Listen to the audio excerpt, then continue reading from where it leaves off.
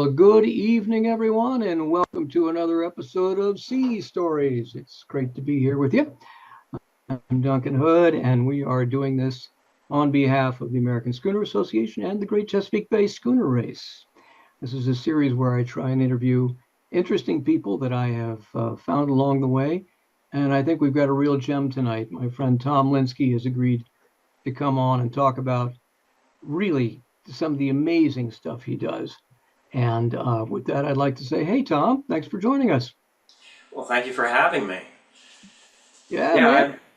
I've been seeing about the Chesapeake Schooner race. That's coming up this summer, isn't it? It's coming up in October, and hold Yeah. on to your socks. Here we go. I might come down for it. That looks like a lot of fun. Oh, it'd be great fun. We'd love to have you. Absolutely. You're just around the corner in Cape May, so you're getting all this rain like we are, right? Yeah, pouring rain, gray, overcast right now, and it's gonna be Nice. dark, so my lighting's gonna change dramatically in the next hour. But probably mine will too. Yep. All right, ladies and gentlemen, a few housekeeping things. As we normally do, we will be running a chat screen and we'll be running a Q&A screen. So if you go to the bottom of your Zoom screens, you should find a little button for chat and for Q&A. Your chat will be seen by both of us as presenters and also by your friends who are still joining us. So if we could, let's see if everything's working. I'm going to type in where I'm signing in from. And if you all would do the same, it'll give us a chance to see if everything is up and running properly. So take a moment and chat, type in where you're signing in from, and it'll be great to see. Harrisburg, another Cape May, Newark, fantastic. Okay. Looks Nova Scotia. How cool is that? All right. Williamsport, Suffolk. I see some familiar names. Isn't that cool? I love this. Very Oh, nice. how am I? How am I? Oh, it's beautiful. This is a few slips up. Oh, that's from Dan. All right, everybody. Well, thank you for joining us. Before we get going, I do want to take a moment to say how much our hearts go out and how so terribly upset we are about the Cuauhtémoc Mexican tall ship accident up in New York at the Brooklyn Bridge. And there's just nothing we can say, but it's a terrible, terrible accident. And we feel so deeply for both the crew and their families. So, with that said, all right, Tom, I have been on and off your site for a couple, 2 or 3 weeks now, and I have to say, I am crazy impressed by the cool stuff you do. Why don't you tell us a little bit about how you find your stories, about how you put them together, and then we'll step into your slideshow when you're ready. All right. Well, sounds good. Yeah. So, my name is Tom Lynskey, and I have a YouTube channel, which I see a lot of familiar names here, so I know some of you are familiar already. It's called Part-Time Explorer, and I do documentaries about maritime history and exploration. I'm a fellow in the Explorers Club, which is based out of New York City, and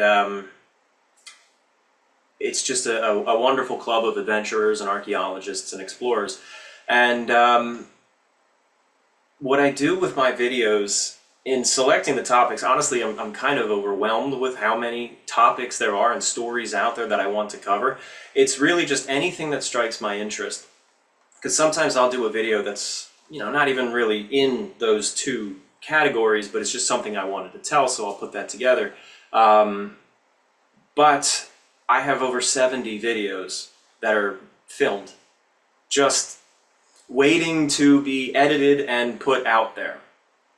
So and then on top of that, there's so many others that I want to film that I'm halfway through writing, that I'm still researching, and it's overwhelming. I almost feel like, I know I don't go looking for new stories. I don't.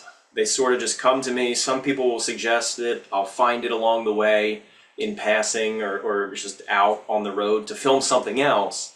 And then they just get added to the list. And then I start filming those. So it's kind of going with the flow of stories that interest me and interest my team. And we have a lot on our plate right now that we're working on, in addition to the 70 that are in post-production already. Yeah, and what gave you the inspiration to start this whole thing? Your recreations are really quite amazing. And what kind of team do you have? Well, I have been making films my whole life, usually narrative ones. When I was younger, like all through grade school, I would make short films with my friends, like World War II shorts or adventure shorts. And then I started actually getting into game design and software development. And along the way, they were always educational topics. So along the way, I was like, I want to combine my filmmaking passion with these educational subjects that I'm developing with different teams. And that just led to documentaries, to fundraise for those projects. And that has evolved. It started as part-time because I also did government contracts and things like that. It evolved into my mainstay. So it takes up most of my time now. But I still do some of the other stuff on the side. But I've got a wonderful team. We're kind of spread thin because we have a good number of people on our team, but we have so many projects. We're developing an experience, a virtual software museum experience about the RMS Lusitania, and we've been working on that for a few years, and we have a few others in the works. And that is a massive undertaking, but a lot of the same people on that team work on my documentaries. I don't do my animations. We do it in-house. They're original and we make them. We don't contract that out. We don't license them, and it's certainly not AI. But I direct them and I say what I want them to have. And I have some modelers who make the models. A guy named Colin has been doing a lot of the modeling for the animations lately. He might pop into the chat, I don't know. But then doing the animations themselves directly is Alex Muller, who I did see pop up in the chat. So I've got some of my team in here too. He animates them and I kind of just direct him where to go, what to do with the cameras. But he puts quite a bit of his own originality into them. I do the video. The video and editing, filming, writing, research is all me, although we have historians regularly coming in to help out on these topics because I'm not an expert on everything. In fact, in a lot of topics, and I know I'm rambling here, in a lot of topics I go into them knowing very little. And then I research along the way, and then I feel like when the video comes out, I'm an expert. And then the next day I forget all of it. So... Totally Yeah. get that. Well, I'll tell you what. Let's begin your show, and we Sounds will good. see just what you do and how you do it. Okay. Here we go, and we should be seeing your first slide. I'm going to go quiet for a little while, and you just guide us on through, okay? All right, sounds good. So yeah, my YouTube channel is Part-Time Explorer, and my company that does the YouTube channel and also those virtual experiences and anything else we might dabble into is HFX Studios. Stands for Historical Films and Experiences, but it's a subtle nod to Halifax, which is where my wife is from, and it's where we met. So we recreate history, but we don't just animate it and tell the story from a desk chair, even though literally that's what I do on the camera. But we always go out to the site, we take the cameras to the site, and we don't really like telling a story unless we can get there and see what's left, or talk to locals, or visit artifacts or a museum related to it. It has to be an adventure in telling this story. So let's go on to the next slide. All right, so I covered most of this, but my channel, I have 430,000 subscribers, 65 million views worldwide. I do also talk about ghost towns as well in the exploration. A lot of Wild West ghost towns and things like that. Towns lost in the woods. And it's always especially fun when they cross over into maritime history. There's been a lot of ships that connected to a ghost town, and we ended up exploring stories of both. We do our animations, and we always approach the subjects with the idea in mind that we might be the only person to ever tell this story. We sometimes tackle big ones where everyone knows the story, and certainly we're not the only people telling that story. But certain ones, like the Indian, or the Gleneslin, or the Hungarian, which we're going into, we're probably going to be the only ones telling that story. So we feel the weight of that, where we have to do it right. Because if we're wrong, or if we exaggerate, we sensationalize, or we're careless with our research, when we say something, it just became a fact. It might be wrong, but if this is going to be the source that people go to learn about it, it's going to be repeated to no end. So we feel that responsibility. So we always try to do this definitively, thoroughly, and we consult people much smarter than us to help us with doing it right. So that's why we partner with museums and historical societies as often as we can. And we talk to them, and we use it as a way to get them exposure. They help us make sure the story is right, which they want to do to begin with, but then we publicize them. We push them, we put them out there, we get a lot of people coming in and donating to them and supporting them, joining their membership, visiting the museums. We did a documentary with the Milwaukee Clipper on Lake Michigan in Muskegon, and they got volunteers and they got donations and they got some support thanks to the project that we did with them. There's been a lot of museums that have boomed thanks to us working with them, and we just have a lot of fun doing it. So in this presentation, we're going to be focusing on two different things. I've picked 4 stories from my channel, and we're going to focus on what is there now, like what, if we go to visit the sites relevant to it, what can we find? And then the second part is recreating it. You know, with each one of these animations that we do, we very often, when we sit down with a historian, we give that historian the opportunity to see that story in 3D from all sorts of angles for the first time ever, usually. And that makes them rethink a lot of the stories that have been taken for granted since the event actually took place. For example, we're going to get into the Lusitania a little bit later, but it has always commonly been said 18 minutes is how long it took her to sink. 18 minutes of terror is the overused title that they always say about the sinking.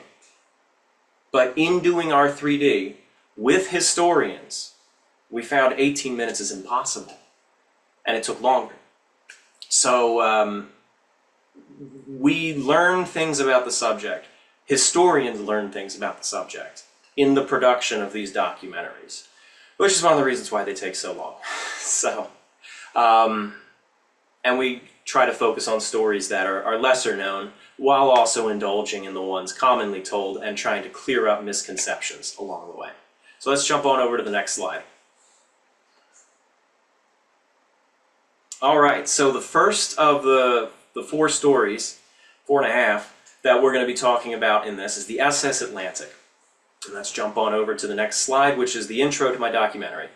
The biggest, grandest, and finest ocean liner just crashed on the rocks of a rural village in Nova Scotia, with nearly 1,000 people on board.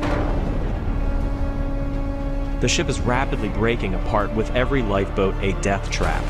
Disobedient officers, panicking passengers, and an icy, raging sea wreak havoc. The rescue of these people come down to a handful of poor local fishermen and their families. What do they do?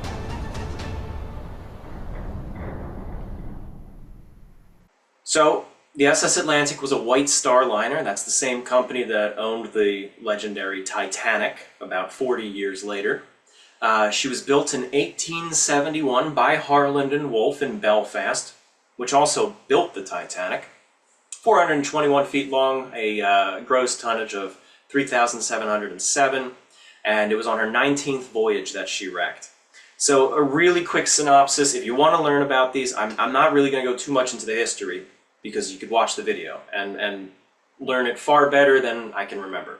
But she was sailing across the Atlantic from Liverpool to Queenstown to New York, technically New Jersey. And along the way, she had been battling storms, burned out her coal reserves, and then had to reroute to Halifax to resupply because it wasn't enough to get to New Jersey. And then along the way, through navigational errors and insubordination by the officer on watch, the SS Atlantic was 12 miles off course and ran right into the rocks of a rural fishing village in Nova Scotia. The ship broke apart, was immediately stuck, broke apart, rolled over. Anywhere between 500 and 550 people died in the sinking, including every single woman on board and all but one child, maybe two. There's a possibility that a second child survived, with 429 survivors who were all men, mostly crew. The wreck today is obliterated. There's very little left. Divers can go down. There's nothing to see on the surface. Divers have dove it, and they'll see a boiler, they'll see some shell plating, and there's the occasional thing concreted into the rocks. But other than that, you don't see a recognizable ship down there. So let's jump on over to the next slide. All right, so one of the things that we did in making the documentary is it was on an island that's off of that fishing village, and we camped there in making the video just for fun, to spend the night there, my future wife and I. And we visited the site, and that middle picture on the top row is the wreck immediately after the sinking in the following days. That rock is still there, that view is still there, but the wreck is long gone, obviously, but we were camped basically right by that rock, sort of where the cameraman is. There are a couple of things on the island that are of interest. In the story of the rescue, they ended up having to run ropes from the ship down to the rocks, and allegedly they wedged a chain into the rocks and attached the rope to it. And I was just strolling out there and found that chain right there. As far as I know, there's no record of that chain existing, having been found. I'm not going to go so far as to say I'm the only person who's ever seen it since then, but it felt like a discovery. It felt like this is something exciting. It confirms a part of the story because it's right where that would have been. And it was just really incredible to see something still there 150 years later. So if you ever visit Halifax, Nova Scotia, this is a story worth looking into. At the bottom right is an excellent book by a friend of mine, Bob Chalk. And in making this documentary, which was heavily based on his work and his book, and he was featured in the documentary, we were able to take a 3D model of the ship that our team built, ram it up onto the rocks in a computer program, accurately recreated rocks, and go through the motions of the ship. And there were a lot of little things that were learned from that, the motions, how certain people couldn't have been able to get off, why certain lifeboats would have been disabled when they were disabled. And this was the first time that an actual proper timeline, as far as I'm aware, had been established down to the minutes, because we were able to put it in 3D and trial and error it until it made sense. Up until then, it was kind of just like, all right, well, it hits approximately at this half hour, it rolls over at approximately this half hour. But that was an example of using CGI to learn more. There's better examples in a little bit. That house in the bottom was the only building that I know of still standing from the time that a rescuer from the wreck lived in. It has sadly been torn down about 5 years ago. And the bottom left is the grave in Halifax, Nova Scotia, of the officer who essentially doomed them all. He was the only officer lost in the sinking, aside from the purser, but he was the only deck officer, and they didn't blame him. He was to blame, but there was an interesting nobility that the rest of the crew of the Atlantic had. They refused to throw their own under the bus. Even though they clearly did not get along, he was the black sheep in the crew, and he was obviously at fault, but the captain didn't blame him, and essentially burdened the blame himself, even though the captain was not at fault. So it was a very interesting bit of nobility. They all chipped in and got him this grave. No, what am I talking about? I'm sorry. That's the purser. That's Purser Ambrose Worthington. The grave of the officer is in that photograph, but he's unmarked. Allegedly he was marked. They all chipped in, but for one reason or another, his stone is gone. I will do a very quick shout out. I saw a name in the chat. I saw John Corbett. He is with the SS Atlantic Heritage Museum up in Nova Scotia, and they continue to preserve the story, and they're open seasonally, and they get a lot of visitors coming in to see the story. And most of those viewers came, I think, because of the documentary and Bob's book. So it's just one of those stories 150 years ago where it feels like everything's gone. But if you dig a little deeper, you can find certain things. You can find that grave down in Halifax. We actually found another grave just this past year that was lost. That is also in Halifax from a passenger who died. And then the chain, there's little traces. So it's just a thrill and an adventure for us to compile all of that into a video and share that with the world, along with telling the story of the disaster. So let's go on to the next slide. This is a pitch to ask you to join us at the American Schooner Association. Founded in 1972, the American Schooner Association is dedicated to the history, preservation, and promotion of the schooner rig. You don't need to be a schooner owner to join the organization, just to be interested in these beautiful boats. As time marches forward, the role that schooners played in the history of our country is fading too. Your membership helps support educational programs and provides a base for preserving these vessels. So, join us.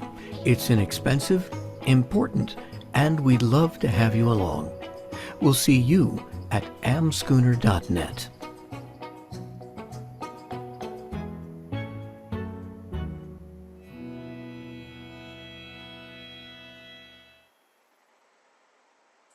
Fantastic. I think I'm going to be signing up, by the way. Love to have you. All right, let's get back to your stories here. We got the Sure. coming up. All right. How did a fully rigged sailing ship crash against a cliff in the middle of daylight on a perfectly clear day? Well, that's what happened to the Glen Eslyn. Came ashore at Neocani Mountain in broad daylight and clear weather. Still not clear what caused that, but lots of theories. People that witnessed it said it was almost as if they intended to go ashore, because the ship was in full sail and it just crashed into the mountain. If you frequent the Oregon coast, chances are you've seen a framed copy of one of these photographs of the Glen Eslyn, still in one piece but grounded hard on the rocks at the foot of Neocani Mountain. Despite how iconic these photographs have become, the story of the wreck of the Glen Eslyn hasn't been explored much beyond a few cursory paragraphs.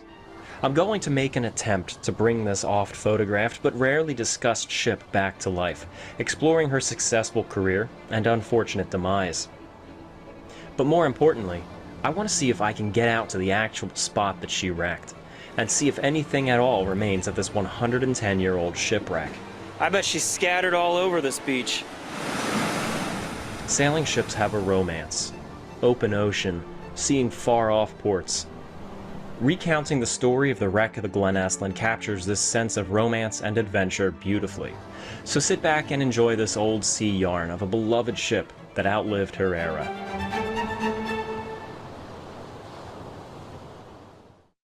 That's the Glen Eslyn.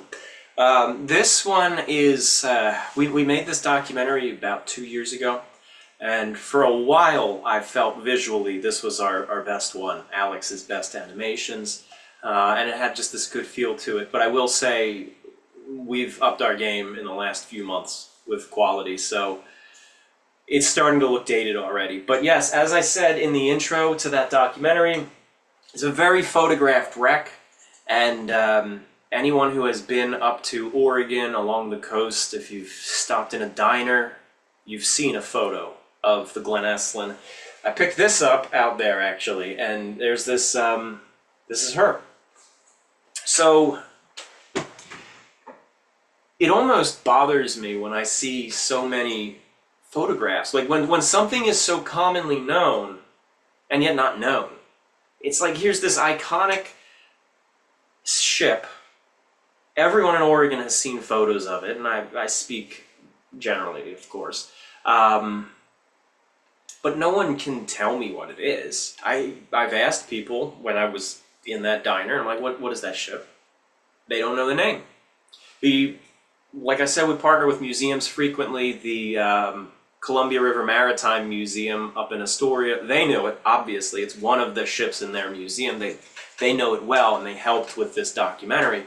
But I feel like if this is supposedly something that's so culturally important to the American Northwest, you gotta know it. So I really wanted to tell it. So the Glen Eslin was built in England in 1885. She was 260 feet long with a gross tonnage of 1,821. And in 1913, she ran aground. She was sailing from Brazil to Oregon. So she was supposed to go south and round the Cape and come on back up. But when she got down to the Cape, the storms were so terrible and so prolonged that they gave up and they went the long way around the world. It turned into a 3-month voyage. And so what's bizarre and somewhat easily explained once you start looking into it is when the ship was sailing up toward, it was going to Portland. I think Portland. It's in the documentary. So it would have to sail up the coast until the Columbia River and turn in. But about 50 miles south or so, and near Manzanita, the ship takes a hard right and goes right into the cliff. Just right into it. And the captain said a sudden fog bank came in, but nobody remembered there actually being fog in the nearby town. It was just bizarre. Everyone was ready to go. They had all of their belongings packed. There were no injured. Well, there was an injury, but no one died, fortunately. And the captain just went into town and got drunk. So it was deemed to be not insurance fraud, but I can almost guarantee you it was. This was the age when sailing ships were in their twilight, past their twilight in some cases. So I think they just had an expensive ship on their hands, and they didn't have the crew to run it for one reason or another. They chose not to scrap it, and they decided this would be more lucrative, just to run her aground. She didn't have any valuable cargo on board, nothing. So, but the story is more complicated than that. It's worth looking into. There's so many fascinating details about the Glen Eslin. Let's jump over to the next slide. So, again, there's a photograph of her at the top. But some cool facts about the Glen Eslin, for example, there was a sailor who started just as a lowly deckhand, and then he would go up in the rigging often. He was just a typical able body on the Glen Eslin. Got his career, got his first sea legs there, and I believe he started at 14. And this was in the earlier days of the Glen Eslin. I think that was like around 1902, so kind of in the midlife of the ship. And then he moved on. He served with the Glen Eslin for a year or two. You learn a lot more about this in the documentary. He moved on with his life, worked his way onto steamships, worked his way up, and eventually became Commodore of Cunard White Star. So that alone I felt would have been worth making this video for, just to tell that remarkable story of somebody who rose from the very bottom all the way up to the very top of one of the most prestigious shipping lines of the era. I think he was in the late 1940s when he was Commodore. But But I didn't know that story until I started looking into that. And then his accounts turned out to be some of the most descriptive of life on board the Glenesslan. And one of the things that he did say, which I think gives so much weight to the love of the sea and the love for these ships that a lot of mariners feel, is he was aboard a White Star Liner. I want to say the Suavik, and it was in port in some far-off corner of the world. And it turns out Glenesslan was in that port too. This was 5 or 6 years after he had left it. He was still some deckhand on the White Star Liner. I can't remember specifically, but he actually got leave from his ship while they were in port, and he went to visit the Glenesslan. They let him spend the day on board, and he just walked along the decks. He held the rails. He took a nap in the sails up in the rigging, he said. But he deeply loved that ship. And he said when he found out, it was a year later, when he found out that the Glenesslan had wrecked, he was heartbroken. He was absolutely heartbroken. For the ship, no one died. He didn't know anybody. He didn't know the guy who broke his arm. It was the ship. He was devastated by that. And it truly is a beautiful ship.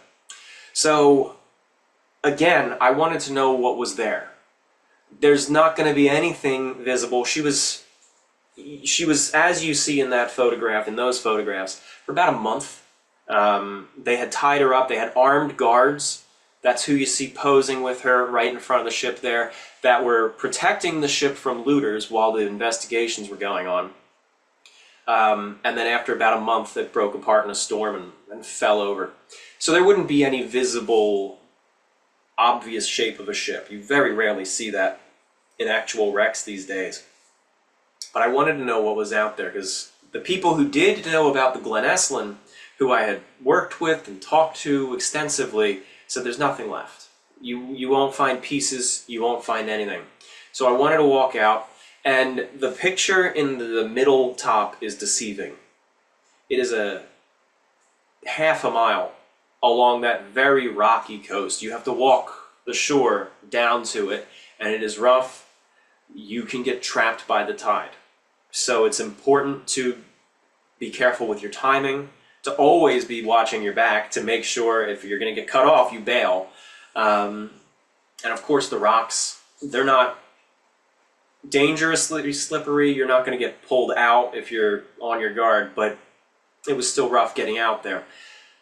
And to my surprise, there was hull plating. I presume that's hull plating. That might be decking. It's hard to tell, and I didn't have the time to truly look at it, sadly, because it was sunset, and I wanted to get out of there before I lost light. But then there was this other piece, this arm of some sort, that was also almost certainly from the Glenesslan. The riveting pattern was appropriate for the ships of that era. It was in the exact spot that Glenesslan wrecked.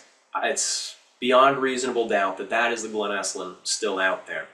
So that was always, it's always powerful to find something tangible at the site. In a museum, it's one thing, it still has its weight, but to find it, even if it's been found before, even if you're not the first, you feel like the first in that moment. To just uncover it and think, wow, I wasn't expecting this, but this was out here for me. That is a life ring that they had in the they have still in the Columbia River Maritime Museum. They have several artifacts from the wreck, and rather serendipitously, I decided one day to search on eBay for Glenesslan, because I was looking for postcards or something that would just kind of help with imagery of the ship, and I found a couple postcards, but not much. But I found this.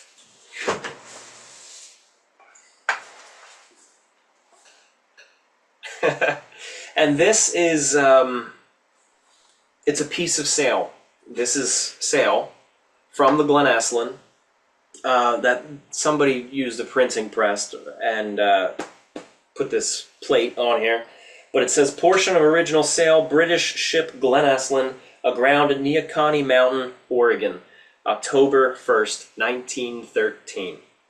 So I will say, this is just a very quick plug, excuse me, but I have a Patreon where people can give a monthly contribution to just support these films and these explorations.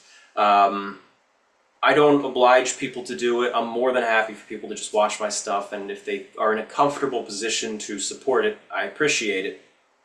But at my highest tier, I give an artifact away to everyone in that high tier every 3 months. And when I acquired this, which is when I published this documentary, on the back there were a whole bunch of fragments tearing off, little tiny fragments, and I clipped them and gave them out to my highest supporters on there. So they all got a little keepsake from the Glen Estlin as well.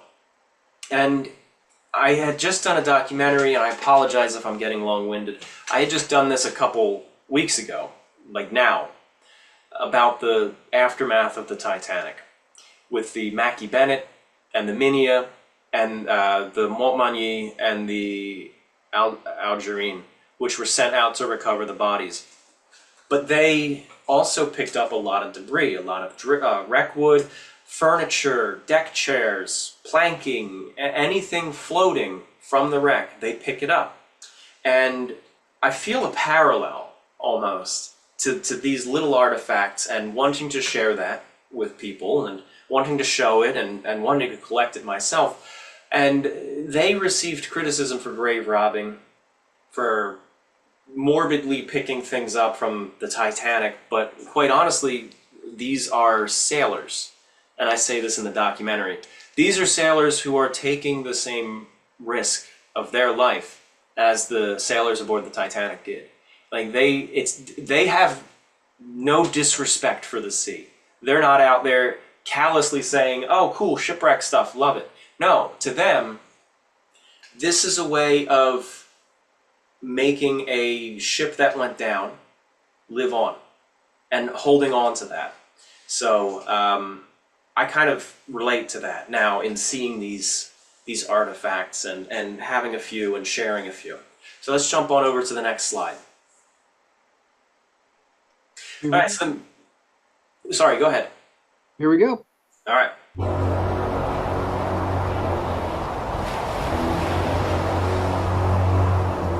On December 13th, 1872, 150 years ago, a ragged, tattered brigantine limped into the port of Gibraltar with a crew of only 3.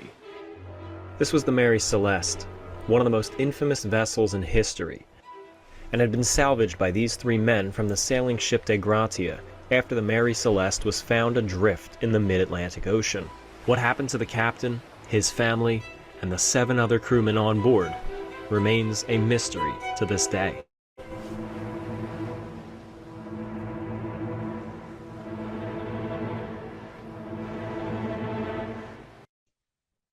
I love it, Tom. Thanks.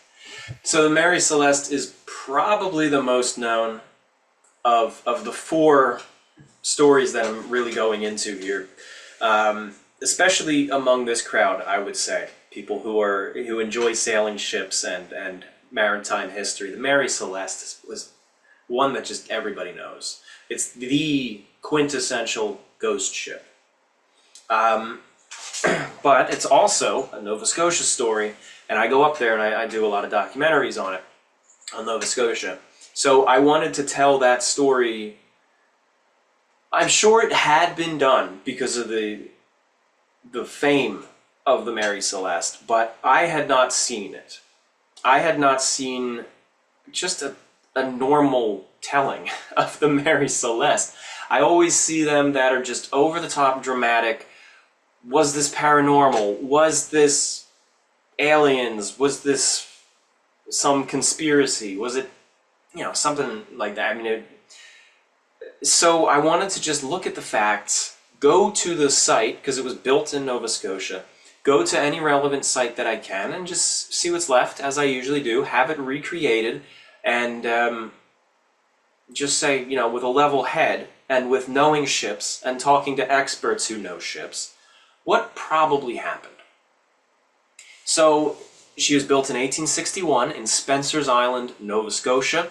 When she was first built, she was called the Amazon. She was later renamed the Mary Celeste.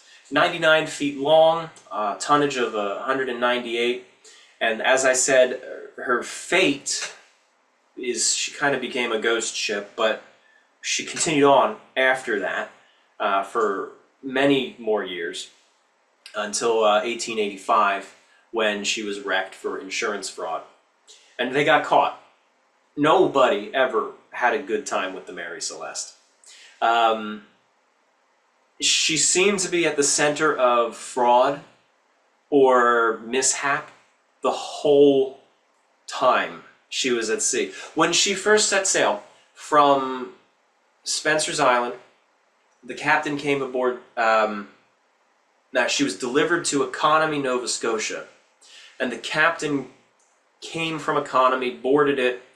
Let's jump to the next slide because it's on the next slide. He boarded the Mary Celeste, and this is the first voyage.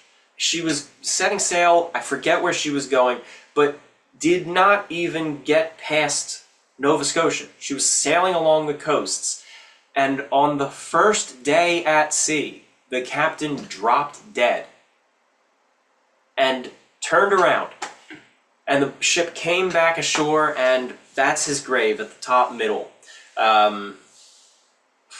Yeah, so Captain McClellan, and we did visit his grave. We always tried to do that. But if you go to the site where she was built, at the top left, you see that stone cairn-shaped monument, and that is a little dedication to the Mary Celeste, just commemorating the history. But very interestingly, on the top right, there are those pilings. And those pilings are from the shipyard that built the Mary Celeste, the Spencer Island Company. And it's hard to say if those timbers are actually from the time of the Celeste, because the Amazon was one of their first, but those are from the same shipyard, which is now long gone. So when the tide goes out, to see something sort of tangible from the wreck, or from the construction of this legendary ghost ship, was very interesting. And at the bottom left, we played with that a little bit. We took the location of those timbers, and I did this profile shot looking straight down the beach, and Alex took the animation of our sailing ship model of the Mary Celeste, and we superimposed it onto it to get an idea of what the Amazon looked like when she was under construction there. So it just feels like this was one of the most mythical maritime stories out there, and sort of be able to give a proper face to it instead of just a legend, and to be able to start looking into it and bring it back to the local community that built it, Spencer's Island. When we visited there, that bottom right photograph is one of several houses that still stand today, are still occupied, that belonged to the owners and the builders of the Mary Celeste. So this was the house of the owner, and he was financing the wreck. She had many owners, but this was the main owner. And apparently, during the construction, he and his family lived on the top floor, and they just let the workers live on the bottom floor. So it was a small community, and they were very, very involved. It was a very tight-knit community where they all worked together, and they built a nice ship that ultimately turned out to not be so nice. So again, we were able to use our CGI to bring the ship back to life. I don't believe it had been properly recreated before. As I said, I know the story had never been properly depicted before, as far as I'm aware. But we were able to work with the Age of Sail Museum up in Nova Scotia, who worked with us to get the shape of the ship correct, and designs right to a sailing ship of the era from that location. So we were able to really just finally give an authentic depiction to one of the main maritime stories of the world, I think. So let's jump on over to the next slide.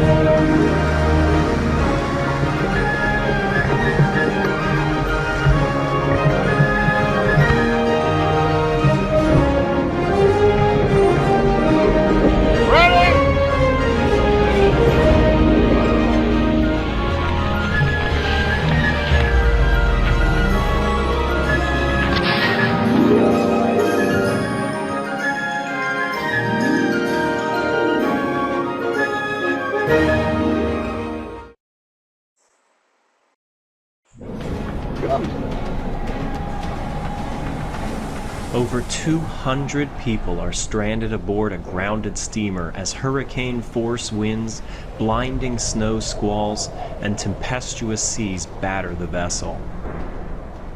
The residents of Cape Sable watch from the shore a mile and a half away as the ship slowly breaks apart and is taken away by the rising tide, going down without a single survivor. And there were people in the mast trying to stay out of the water as the waves were breaching the ship. The story of the Allen Line steamer Hungarian is not for the faint of heart. It's full of tragedy and horror, but those are shrouded by a complete blanket of mystery. With no survivors, there's no one to tell us what happened on the morning of February 20th, or the 11 days of sailing prior to that. We're traveling to Cape Sable Island and out to the wreck site, collecting archival evidence and local folklore to see what can be pieced together of this mystery dating back over 160 years. That's just about where they are. Right here, no stone. Coming way out onto this remote island just to be able to get as close as possible to where the Hungarian wrecked, or where the bodies were coming ashore and where the witnesses watched it from. We'll be visiting several museums to see firsthand what life aboard this forgotten vessel was like, and bringing the story to life with realistic recreations built off of the ship's original plans. This is the wreck of the Hungarian on Part-Time Explorer. All right. Yeah, so the Hungarian, again, is one of those stories that was not known, except by a select few, and most of that few are locals up there. Like, if you go to the part of Nova Scotia where this story took place, they all heard of it. It's known. But once you go beyond that, it dies off. So again, that's one of the things I like to do. I love telling those stories more than I love telling the bigger ones, which is a shame because, like, obviously the bigger ones are going to get far more views and help my channel to grow. But I prefer to do what I feel is more interesting and I guess is more important, and that's telling the stories that locals are trying desperately to get out there and keep alive, and just putting that on a global stage. So the SS Hungarian was an Allen liner. She was built in Scotland in 1859. She wrecked in 1860, so it was only about a year that she was out there for. I think less than a year. 298 feet long, which was big for a passenger steel liner at the time, iron. But by standards of just 10 years later, that's not all that big. Tonnage of 2,190, and as I said, she was wrecked in Nova Scotia. She was crossing over from Queenstown to Portland, Maine. Normally, these Allen liners they're mainly a Canadian service between Canada and Britain.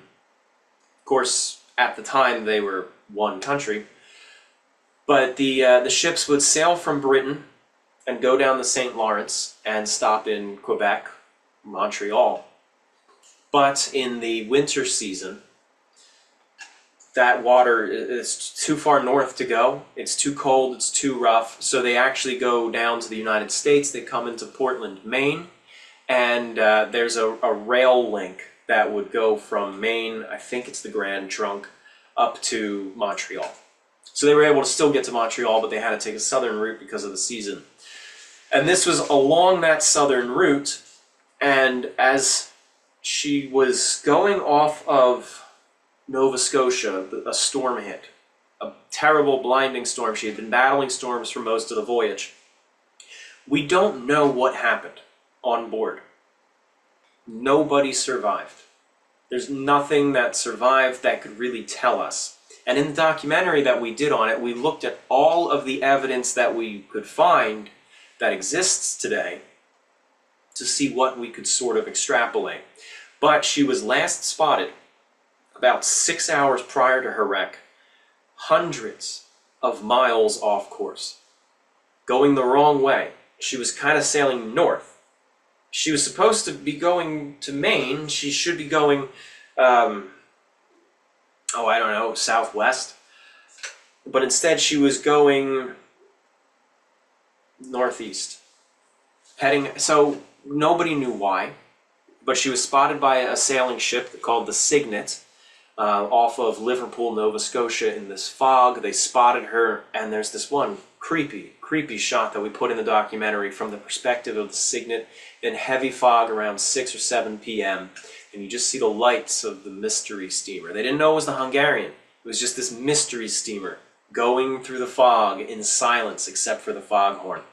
So we love getting artistic and putting things like that in there that just really build the mood and give character to these wrecks. But that was the last time she was spotted until around midnight at Cape Sable Island, where they saw the steamer, a mystery steamer, stuck on a ledge about a mile or so offshore, horse race ledge.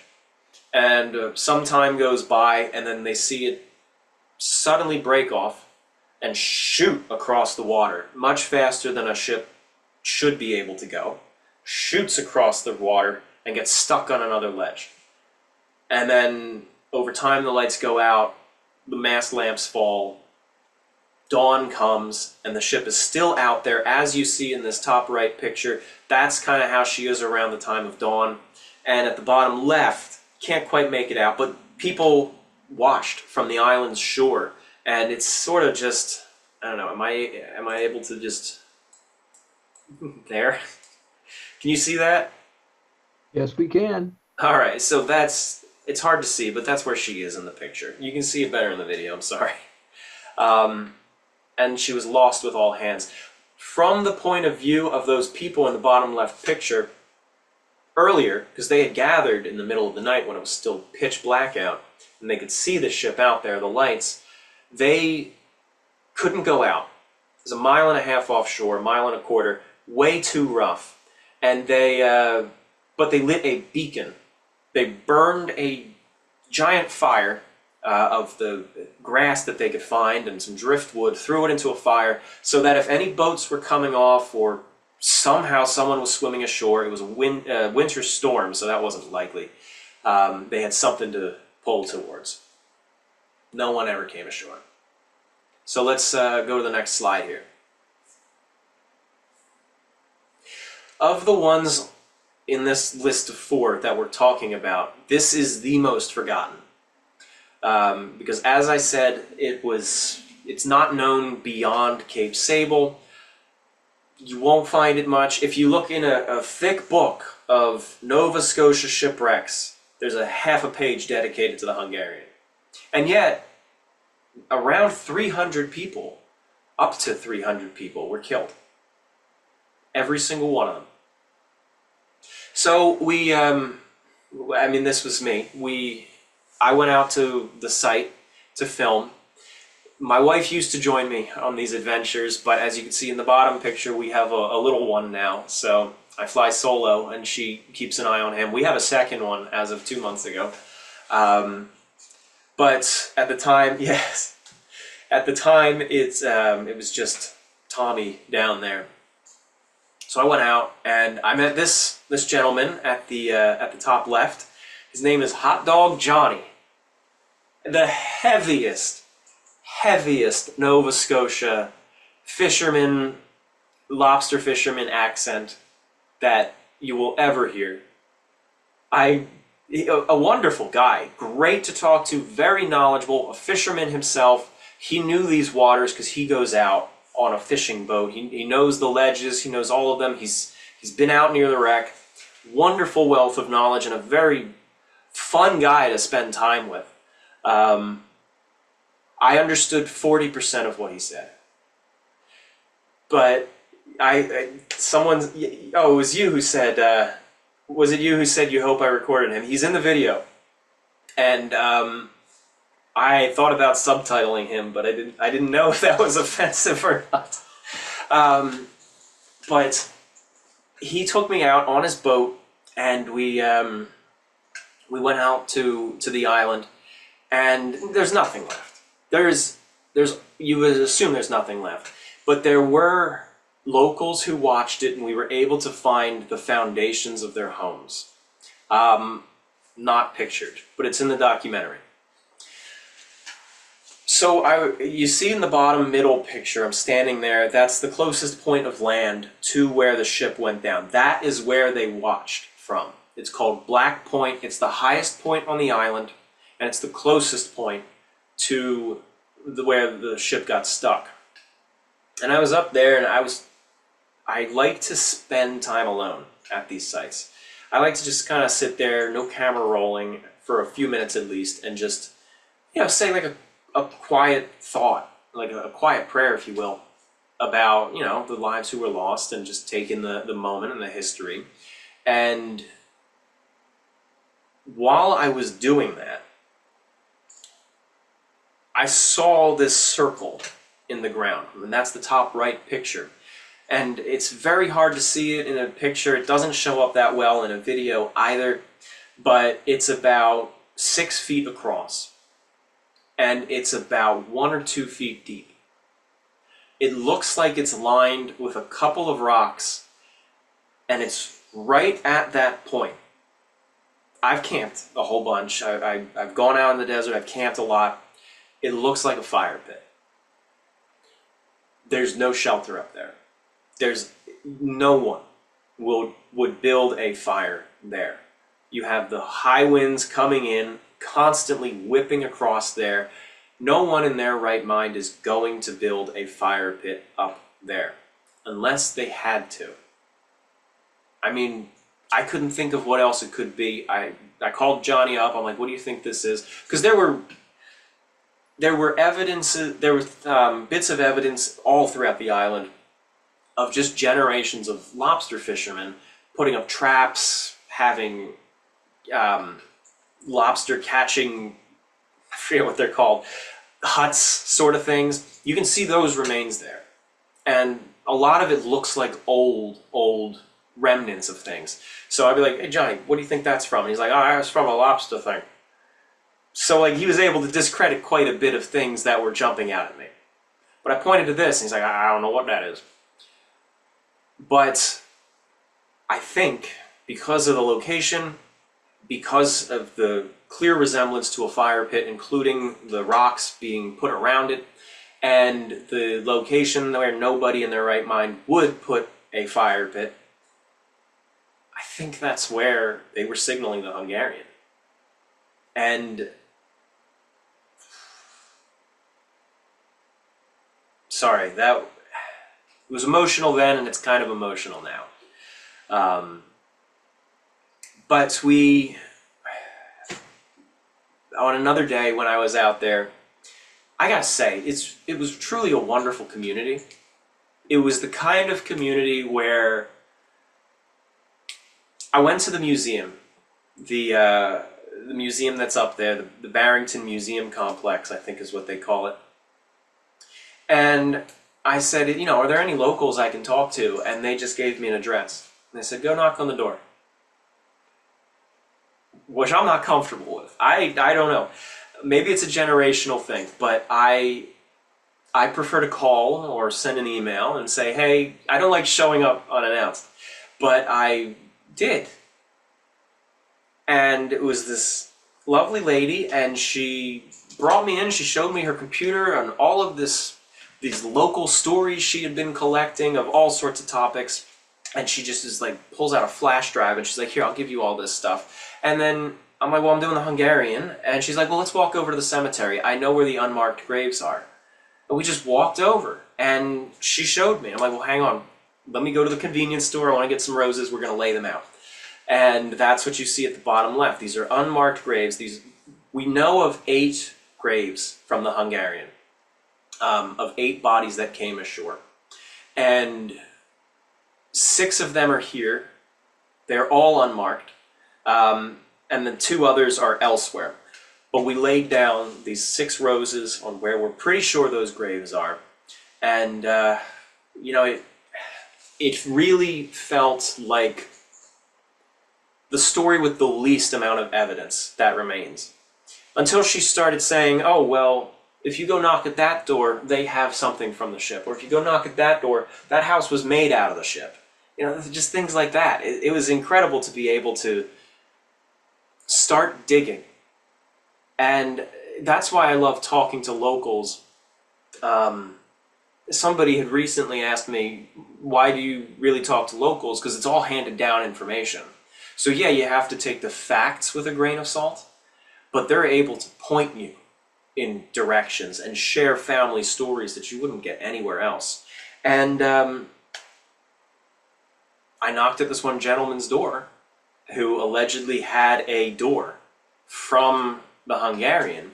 I just walked up. I'm like, I hear you have a door from the Hungarian. And he's like, yeah, you want to see it? I'm like, yeah. And he takes me into his barn. It's buried. Things are piled on top of it. It's painted.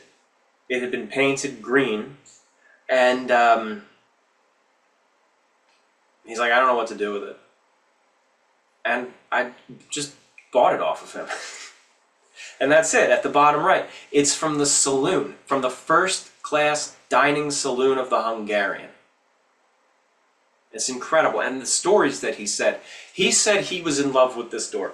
It was his great-grandfather, or however many greats, he was getting up there in years too, who pulled it out of the wreck, because they all descended on it and picked stuff off of it. And he said he hung it up in the house, and the house was passed down through generations until it became his grandfather's house. And he kept asking his grandfather for that door. He's like, can I please have that door? And his grandfather's like, you'll get it when I die. And then the house caught fire and was burning down to the ground. And this guy told me he ran into the house and took the door off the hinges and ran out with it. So not only did this door survive a sinking ship, it survived a burning house. So, as Colin had just said in the chat, that he loves the glass pattern still there. It's leaded glass.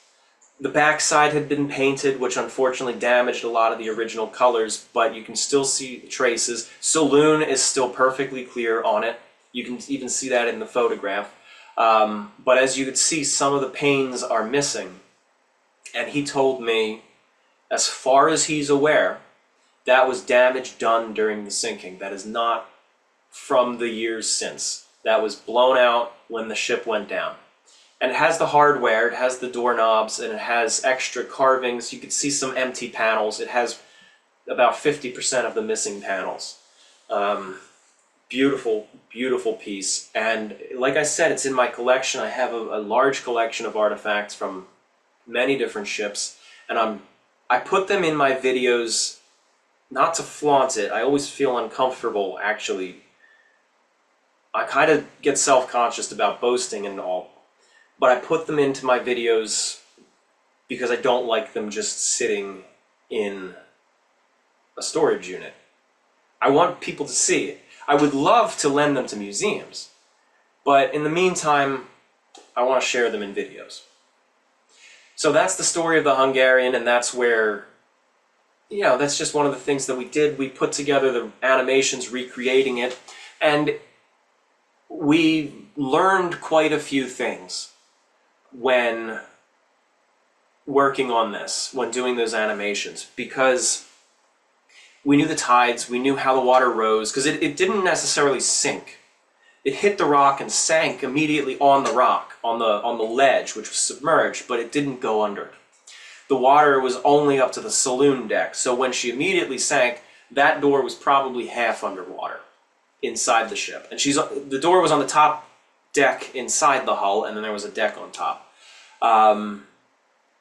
So she sank, and then the tide rose, and that put her under. And that took the rising tide with the storm continuing, took the masts down. The survivors were climbing up into the rigging, and they watched from the shore as the water rose and the waves battered it. And they just watched over a few hours. One mast falls, and all those people go into the sea.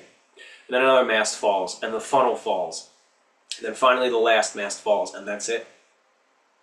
But we were able to take the tide information and rise the water properly. But we were able to find out, we knew the saloon door was halfway underwater by putting this into a 3D environment and seeing where that water rises with the proper depth at the proper tide, with the proper dimensions on the ship.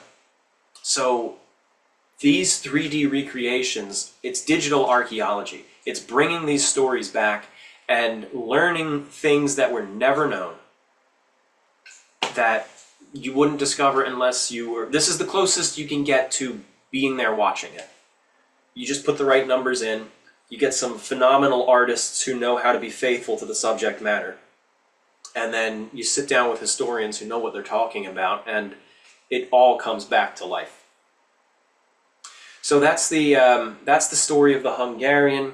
Let's jump over to the next slide. I know we're a little over time, so I'm gonna wrap it up. But we don't just do documentaries. We have many documentaries, well over 100 on my channel. You can go watch it, YouTube, Part-Time Explorer for free. But we also are developing virtual museums. That's a concept that we're pioneering, where you take the technology of video games, which is what's powering these animations to begin with, but you take the format of a video game where you play and explore and control it with your computer, and we put you into a historical environment, and that's what we are doing with the RMS Lusitania. Our museum experience is called Lusitania, the Greyhound's Wake. Let's jump on over to the next slide. I can't remember if I did 1 or 2 slides of the Lusitania, but these are some images. We did a companion book. All right, it's just one. We did a companion 2-volume book called Lusitania, an illustrated biography. So a lot of the renders that you see are from the experience, but framed specifically for the books. So these are a hybrid of book and experience that you're looking at right here. But you walk the ship, and you learn about it in a museum. You see it sink. You hear the stories of the people who were there. You learn about the construction, the career. You get a first-hand experience of this ship like never before. And we are taking our time to do it right. There's others who are slapping some together. We're taking the time to tell it right, to work with historians, to work with divers, to work with people, naval architects, to make sure that what we build is the Lusitania, that it makes sense, that it's faithful, because again, as I said at the beginning, we feel that this is a burden, a good burden, where we have to tell it right. We feel the weight of the importance of getting things done right. So there it is. It's called Lusitania, Greyhound's Wake, and we're still working on it. We've been working on it. Don't know when it'll be done, but we have jobs and documentaries to make too. So, well, that's it. We can jump over to the last slide. As I said, we have 2 books. They are available, and they show those beautiful renders that you've seen, and they also go into the complete history of the infamous RMS Lusitania. They're available at atlanticliners.com, published by the History Press. And yeah, our team wrote it. Our historians and me and Levi, my lead developer, we wrote it. And if you want to check out my Patreon as well, Part-Time Explorer, my YouTube is Part-Time Explorer, and we also have a sister YouTube channel called Steam and Splendor, which is run by the historians on my team. If you want to check that out as well, Steam and Splendor on YouTube. So that's it. Thank you. Awesome. Thank you so much, Tom. I really appreciate it. How fascinating. I will say, for anybody who has a chance, if you can get a view, it's online, of his sort of tour of the Lusitania. Oh my God, it is phenomenal. I mean, the main dining hall alone is worth the time to view it. And having said that, there we have a little bit of time for some questions here. And Greg asks, can you hint at what your next shipwreck video may be?